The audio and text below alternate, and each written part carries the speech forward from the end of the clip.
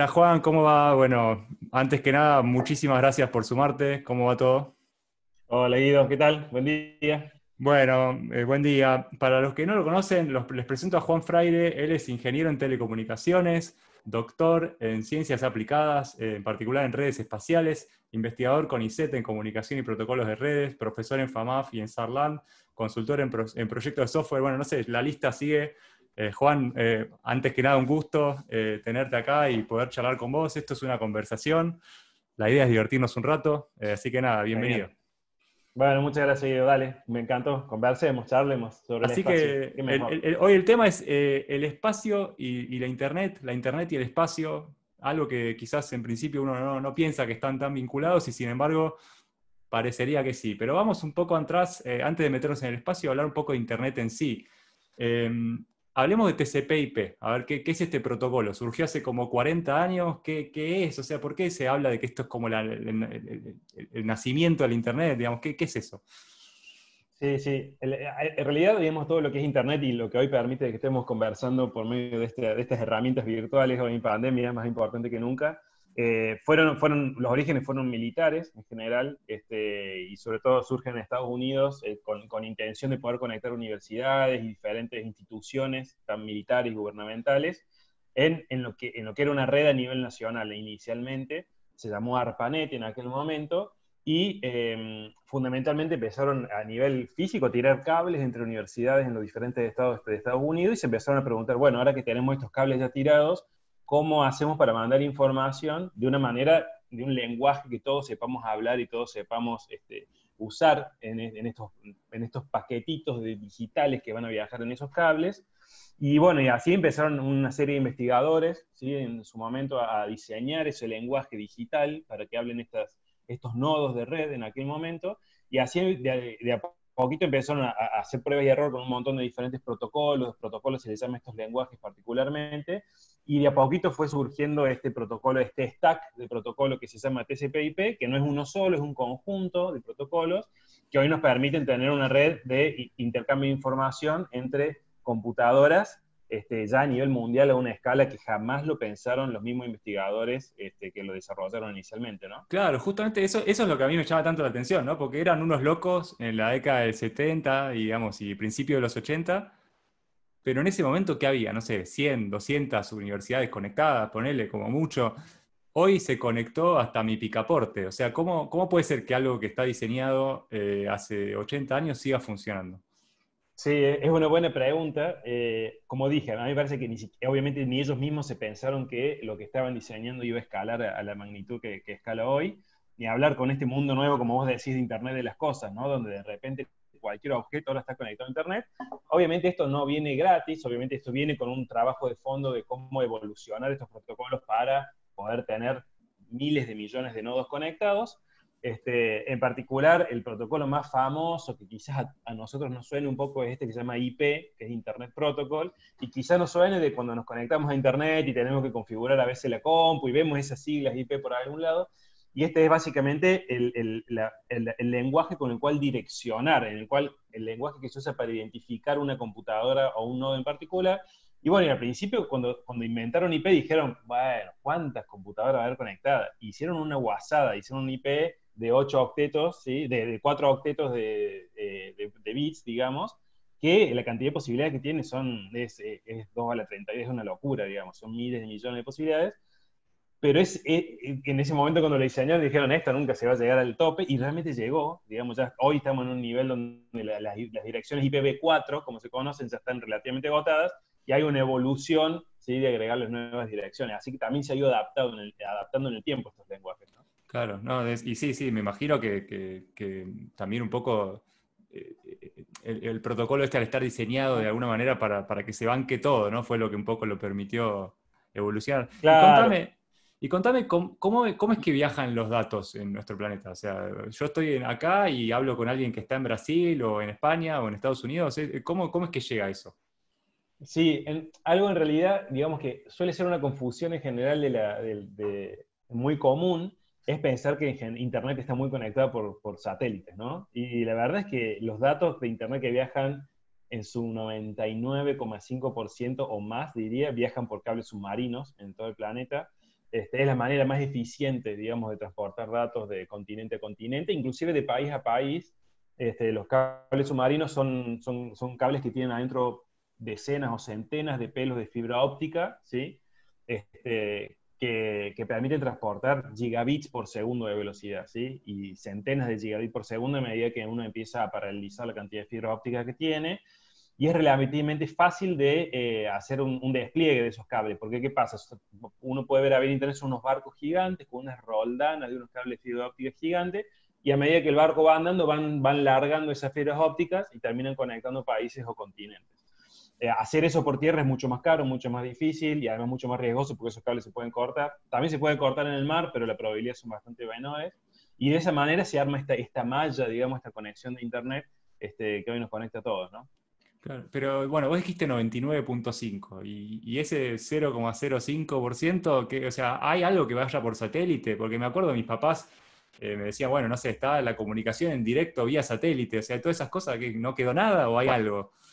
Hay algo, hay algo. Lo que sucedió fue que en la era temprana, digamos, por allá, finales, inicio digamos, más hacia el final de la Guerra Fría, cuando ya se logró manejar bien, digamos, la tecnología satelital, las primeras aplicaciones concretas que hubo fue transmitir en video, digamos, y audio de un continente a otro. De hecho, una de las primeras aplicaciones satelitales más exitosas fueron transmisiones de video desde Europa a Estados Unidos y viceversa, por medio de satélite. En aquel momento todavía no estaba la infraestructura de fibra óptica que hoy tenemos, y el satélite fue inicialmente un medio, digamos, para transportar. Ahora, ¿qué sucede? En ese momento la televisión es un solo flujo de datos, ¿sí? Que uno transmite de un lugar hacia el otro, y los miles de millones de personas pueden recibir esa señal por medio de un broadcast o una difusión, ¿sí? Que puede hacer un satélite.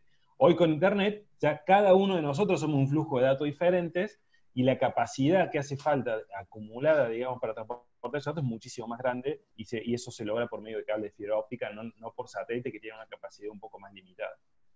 Claro, y ahora hay unos nuevos proyectos de redes de satélites en órbitas bajas, por ejemplo, el de SpaceX, muy conocido, Starlink. Entiendo que China hace poco anunció también planes para una red de satélites de órbita baja. ¿Qué son estas constelaciones? ¿Por qué se necesitan tantos satélites? La razón es la siguiente. Estas primeras redes que les contaba recién sobre comunicaciones satelitales generalmente eran satélites en órbitas relativamente altas. Estamos hablando normalmente de órbitas probablemente geoestacionarias o inclusive algunas de un poco menor altura, pero para darnos una idea son órbitas que están en el orden de los 30 y pico de 1000 kilómetros de altura. A veces uno dice este número y pasa medio desapercibido rápido, pero pensemos un segundo que son 30.000 kilómetros de altura, ¿no? O sea, yo pienso como cordobés, siempre digo, bueno, de acá a Buenos Aires estamos casi en 800 kilómetros y estoy horas manejando para llegar a Buenos Aires. Y son Claro. 800 kilómetros. Hay que multiplicar eso por casi 50 veces para llegar a la altura a la que está ese Claro. satélite, para que nos demos una idea en nuestra Sí, sí, cabeza de o lo es lejos que está. casi el 10%, o no, sí, sí, casi el 10% de la distancia a la Luna. Exactamente, exactamente. Es el 10% de la distancia de Lula. Es una locura de distancia. ¿Y eso qué hace? Digamos, esa distancia lo que hace tiene dos efectos negativos en las comunicaciones. Una es la energía que uno necesita irradiar desde tan lejos para poder llegar con una buena potencia acá a Tierra y por ende tener una buena calidad de servicio. Eso es un problema. Por eso uno siempre que ve esos satélites geoestacionarios que están tan lejos suelen tener paneles solares monstruosos porque la energía que necesitan es muy grande. Ese es un problema que de última se soluciona con los paneles solares y poniendo la tarasca, hablando entre otros. Claro. El tema que no se puede solucionar es que esa distancia, a la velocidad a la que se propaga la luz, ya empieza a ser significativa, y el viaje de la señal a la velocidad de la luz hasta el satélite y volver a bajar, ya toma unos buenos milisegundos, que empieza a estar en el borde de lo necesario para tener una conversación fluida, digamos, en tiempo real. Estamos hablando de centenas de milisegundos, que ya el oído humano, si el otro demora 200, 300 milisegundos en respondernos, estamos hablando casi un 30% de un segundo, uno ya empieza a sentir como algo raro, se está tardando mucho este otro. Sí, pasa eso como que los interrumpimos mutuamente, que están tan molestos estos días, ¿no? Exactamente. Bueno, y ese problema es muy grave en satélites que están tan lejos. Entonces, ¿cómo lo soluciona? ¿Cuál es la manera de atacar ese problema? Es decir, y bueno, hagamos satélites más bajos. ¿Por qué lo ponemos tan lejos? Si tenemos satélites, podemos tener satélites de órbita de 400, 500, 600 kilómetros, y se solucionarían los dos problemas que les acabo de nombrar. pero, hay un tercero que aparece, está bien, soluciono dos, pero aparece uno nuevo, y el nuevo es que esos satélites se mueven a muy alta velocidad respecto de cómo nosotros lo observamos desde acá, desde la Tierra. Es geoestacionario, tiene ese nombre, porque desde la Tierra lo vemos prácticamente como un punto fijo en el cielo, y eso es un gol de media cancha. Cuando queremos apuntar una antenita como las de televisión digital, ¿sí? Como las de DirecTV, la apuntás, queda fija, y te fuiste y te pusiste a ver la tele y no hay problema. En los satélites de baja órbita, cuando ya nos vamos más cerca, el satélite aparece en el horizonte y se vuelve a ir en el otro horizonte en orden, como mucho, 10 minutos, ¿sí? O sea, nuestra antenita de DirecTV tendría que estar apuntándolo y siguiéndolo a una velocidad que inclusive lo podríamos ver a ojo vivo, Y ¿no? después lo perdés. Entonces, y después lo perdes, y se te cortó la comunicación con un satélite. Entonces, ¿cómo se soluciona este nuevo problema que emerge? Pues pongo más satélites. Entonces, antes de que el que yo estoy conectado se me vaya en el horizonte, ya tiene que haber otro apareciendo en el otro horizonte, así ya me vuelvo a reconectar. Es ¿Sí? parecido como cuando andamos en el auto y nos vamos enganchando a distintas antenas de celular, solo que esta vez en vez de Exacto. movernos nosotros, lo que se mueven son las antenas, digamos. Exactamente, así es, exactamente.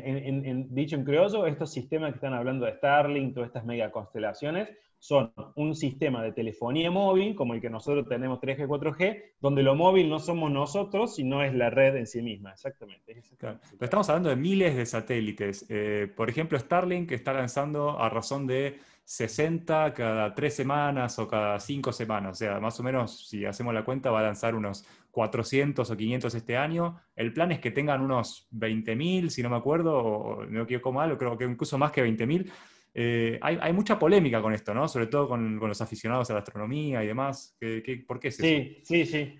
Bueno, en principio cuando ya hacía varios años venían anunciando de que Starlink y otros prestadores de servicios OneWeb, hay otros que se llaman O3B, Other 3 Billion también, todos venían diciendo, no, las megaconstelaciones se vienen, y en general la gente por ahí del ambiente, por lo menos con lo que yo estoy en contacto de comunicaciones espaciales, eran un poco escépticos al respecto, ¿no? De esto realmente va a pasar, lo están anunciando.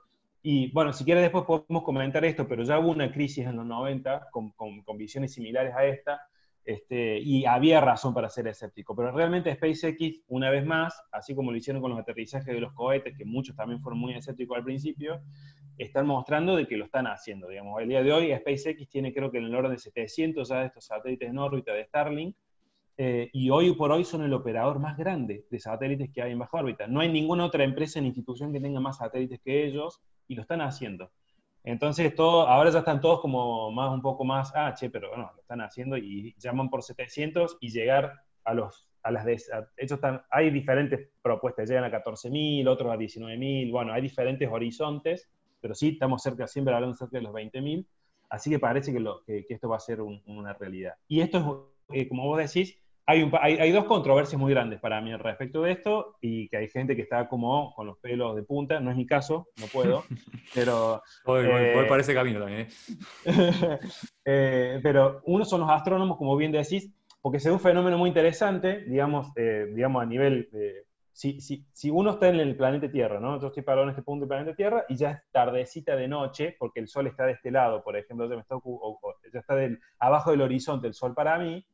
Estos satélites que pasan un poco más altos no necesariamente van a estar escondidos en la sombra de la Tierra, del Sol, ¿sí? Entonces el Sol le puede pegar esa iluminación, y yo, que estoy acá abajo en lo oscuro, al satélite ese que pasa lo veo brillante, porque el Sol le está pegando con toda todavía. Y para mí eso es una estrella, básicamente. Se ve como una estrella, y de hecho los satélites de Starlink se ven al ojo, digamos, desnudo, al igual que la estación espacial y al igual que otros muchos satélites bastante grandes que hay dando vueltas. Y esto para los astrónomos, cuando es un solo, que es la estación espacial, bueno, zafa, digamos. Si saco una foto del cielo y me parece, bueno, pareció una. Ahora, cuando yo tenga 20.000 satélites en órbita, no va a ser una vez. Todas las fotos que saque de la bóveda celeste me van a salir probablemente manchadas por estos satélites, y esta es la razón por la cual los astrónomos hoy están, bueno, muy preocupados, ¿no? ¿Cuál es la respuesta que uno escucha de SpaceX? Y ellos, bueno, dicen que están pintando los satélites de una pintura que supuestamente disminuye el brillo, pero después ve a los astrónomos que están haciendo las pruebas con los nuevos satélites y les da más o menos el mismo grado de luminosidad. Entonces ya uno realmente no sabe bien en qué creer. Este es uno de los problemas. El segundo de los problemas, que también es otro gran problema, es el tema de la chatarra espacial, ¿sí? estos satélites que lanza SpaceX, así como otros, tienen un tiempo de vida útil acotado, a veces 1 año, a veces 2, a veces 3, a veces 5, pero siempre acotado. Y obviamente hay que asegurarse que al final de esa vida útil ese satélite pueda, digamos, frenar, ¿sí? Y bajar en altura para que se pueda quemar en la atmósfera y no quedar orbitando por decenas de años, ¿no? El problema del espacio es que no hay fricción, y si no hay fricción y hay algo que está orbitando, pues quedará orbitando a menos que algo suceda, digamos. Y eso genera mucha chatarra espacial y es otra gran controversia que estas redes están trayendo al mundo espacial, ¿no? Clarísimo, clarísimo, Juan. Y cambiamos de tema un poquito, o sea, contame un poco de vos. ¿Cómo fue que te acercaste al espacio? ¿Qué es en qué estás trabajando ahora? Mira, mi historia es, de acercamiento al espacio es la siguiente. Yo soy ingeniero de telecomunicaciones, empecé trabajando como en redes móviles, justamente esta analogía que hacíamos recién de redes móviles viene muy al caso. Yo empecé trabajando en tecnologías de 3G y 4G para Motorola, ¿sí? Y estuve varios años trabajando ahí en una tecnología que se llamaba WiMAX, de la cual yo medio como que me había enamorado porque la verdad que estaba funcionando muy bien, técnicamente era muy sólida, digamos, tenía un montón de ventajas, y estaba en el mercado de la competencia que hoy ganó, y hoy tenemos nuestros celulares, que es LTE. Seguramente la han escuchado nombrar por ahí, es el 4G del momento. Y LTE era inferior en un montón de métricas objetivas, ¿sí? En términos de consumo de energía, de capacidad de la red y demás, y yo estaba muy convencido de que LTE no iba a ganar el partido. Y sin embargo, mira dónde estamos. ¿Qué sucedió? Sucedió que lo que decide el éxito de una tecnología o la otra no es la tecnología, sino el negocio, digamos. Y en aquel momento Nokia compró la empresa y cerró el proyecto en el cual estábamos nosotros. Y eso fue una gran crisis personal para mí, porque yo venía como muy idílicamente pensando en la tecnología y bueno, hoy WiMAX es algo que está en la historia, en un museo, digamos, de algún que otro paper por ahí. Y eso entré en crisis respecto al mundo industrial y empecé una carrera de investigación, me fui a la universidad, empecé a hacer mi doctorado, y qué mejor que hacer mi doctorado en aplicar tecnologías de comunicaciones móviles en cuestiones espaciales. Y ahí un poco me acerqué a la CONAE, a la Agencia Espacial Argentina, y en aquel momento empecé a trabajar en lo que es la misión SARE, que es un sistema que se llama de arquitectura segmentada, son arquitecturas distribuidas, que justamente el problema que tienen es cómo conecto satélites muy chiquitos entre ellos y con nodos en tierra, a nivel tecnológico, a nivel protocolo. Y bueno, justamente mi estudio fue cómo migrar estas comunicaciones de 3G y 4G al mundo espacial. No es fácil, hay muchos problemas que surgen, y así me metí en la parte más académica y en la parte espacial, y de ahí en adelante, bueno, hoy soy un investigador en el tema y estamos trabajando en muchos temas de comunicaciones espaciales, inclusive muy de la mano de empresas que están tratando de resolver este problema, inclusive algo que está muy de moda ahora es esto de Internet de las cosas, desde el espacio también tiene un montón de problemas, y hoy la verdad que nos está divirtiendo un montón y a la vez está abriendo un montón de oportunidades en términos de negocio también. Buenísimo. Te hago un par de preguntas más. Una es, ¿cómo ves el crecimiento de la exploración espacial? O sea, estos últimos años fueron realmente muy ricos, muy interesantes. Hemos tenido de vuelta, digamos, empresas que están apostando fuerte, incluso llevando personas a órbita, constelaciones como la que acabamos de mencionar. Hay proyectos de nuevos lanzadores, por lo menos 3 o 4 nuevos lanzadores muy ambiciosos. El proyecto Artemis. ¿Cómo ves todo esto? Y la verdad que, a ver, quizás repaso un poco esto que les conté de los 90, de la crisis de los 90. Para mí es muy interesante lo que sucede si uno ve el big picture en el tiempo, ¿no? O sea, obviamente Guerra Fría, todos conocemos lo que sucedió, digamos, ¿no? La carrera espacial. Termina la Guerra Fría por allá por principio del 90, y bueno, queda, obviamente, el sistema más centrado en Norteamérica como muy fortalecido, y Norteamérica en ese momento, bueno, aprovecha toda esta inercia tecnológica espacial con el shuttle y demás en aquel momento, y claramente se reduce la exploración espacial. Obviamente después parece impensado que después de haber llegado a la Luna en las sucesivas misiones Apolo, nunca más se haya enviado un hombre a la Luna, ¿no?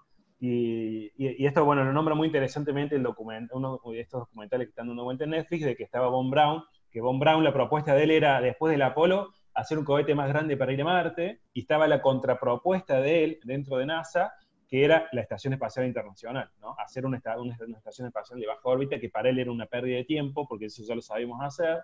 Él era mucho más ambicioso, no por nada llegamos a la Luna gracias a sus avances, digamos, que por cierto Von Braun estuvo en Córdoba un par de veces, hay fotos de profesores cordobeses con él, así que algo muy interesante. Y tenemos hoy la Estación Espacial Internacional.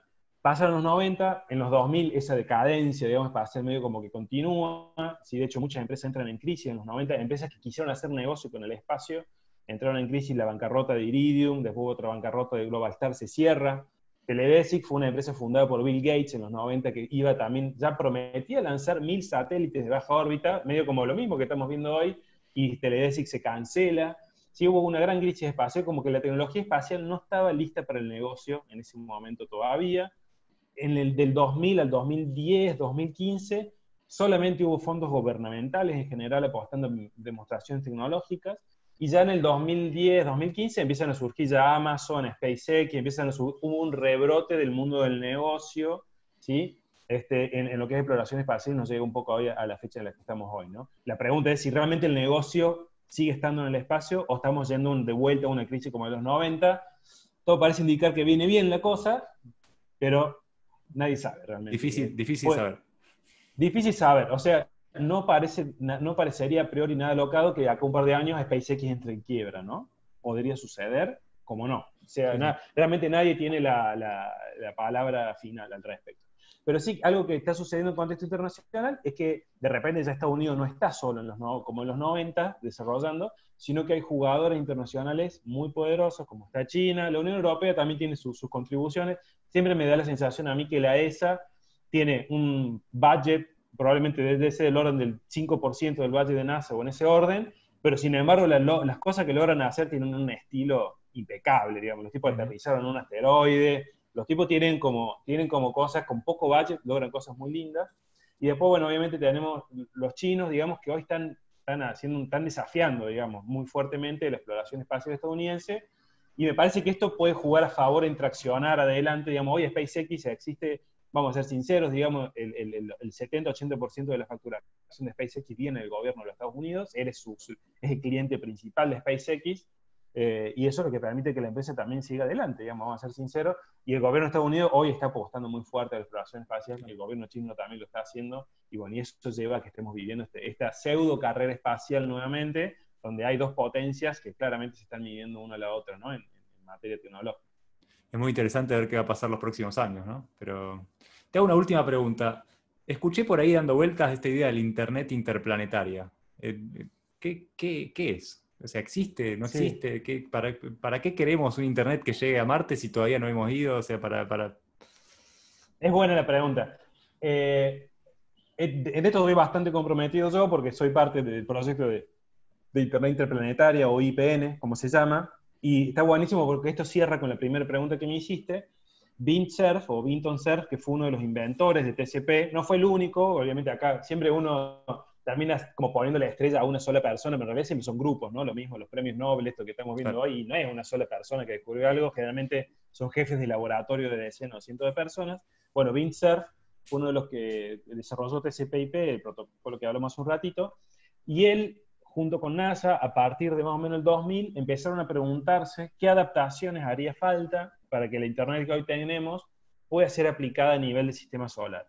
Y la motivación de esto es que si uno ve, digamos, la cantidad de assets o la cantidad de objetos que están en el sistema solar, viene incrementando, digamos, de manera notable. No estamos hablando de cientos, pero sí ya hay una decena de objetos dando vuelta en el sistema solar, y si uno proyecta esa tendencia, es esperable que en un par de décadas tengamos cientos de objetos dando vuelta en el sistema solar, y la pregunta que viene es, ¿por qué no aprovechar a interconectarlos entre ellos para tener los mismos beneficios que tenemos hoy con Internet en tierra? Que es poder compartir servicios, que es poder ayudarse mutuamente, que es poder tener canales redundantes de comunicación si uno falla.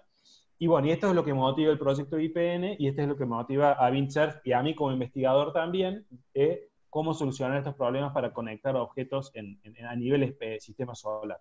El desafío fundamental que hay detrás de esto es la velocidad de propagación de la luz. ¿Sí? Un poco lo mismo que nombramos en sistemas geoestacionarios, que nos da ciertos milisegundos, centenas de milisegundos de demora. Bueno, ya cuando estamos hablando de Marte, Marte tiene en promedio 12 minutos luz de distancia, ¿sí? Hay veces que tiene 8 cuando está más cerca de la Tierra, y hay veces que pasa a tener 20 cuando está más lejos de la Tierra, pero ustedes imagínense mandando un WhatsApp a alguien que está en Marte, y le va a llegar en 20 minutos quizás el mensaje, y después esa persona responderá y otros 20 minutos de vuelta. No es para No es ansiosos. no es para ansiosos. Esa red no es para ansiosos, y la infraestructura de Internet que se está pensando para esa red se llama Delay Tolerant Networking, ¿sí? Que justamente tiene este principio, es tolerante a demoras. Y acá, cuando uno se hace tolerante a demoras, todos los principios de protocolos que funcionan en Internet se rompen, porque Internet está fundada sobre una estructura de comunicaciones basada en las redes telefónicas.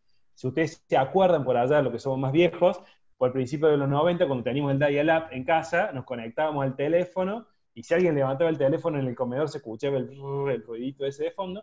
Eso quiere, Internet nació desde el teléfono, digamos, y ese principio se rompe en la red interplanetaria, y bueno, y filosóficamente se tienen que retrabajar los principios, ¿no?, de comunicaciones. Bueno, es un proyecto súper interesante para estudiar y trabajar. Bueno, Juan, no te robo más tiempo, la verdad, un placer haber charlado con vos de estos temas. Se nota que sabés un montón y seguramente en algún momento volveremos a charlar de otras cosas, de arquitecturas segmentadas, los microservicios del espacio, tantas cosas para hablar. Pero bueno, te agradezco una vez más y lo pueden seguir a Juan Fraire en Twitter, es @totinfraire, que no solo está charlando de estos temas, sino que, bueno, haciendo un laburo enorme con todo lo que es la difusión de las estadísticas del COVID. Así que nada, mil gracias, Juan, de nuevo, y te mando un Un saludo. placer.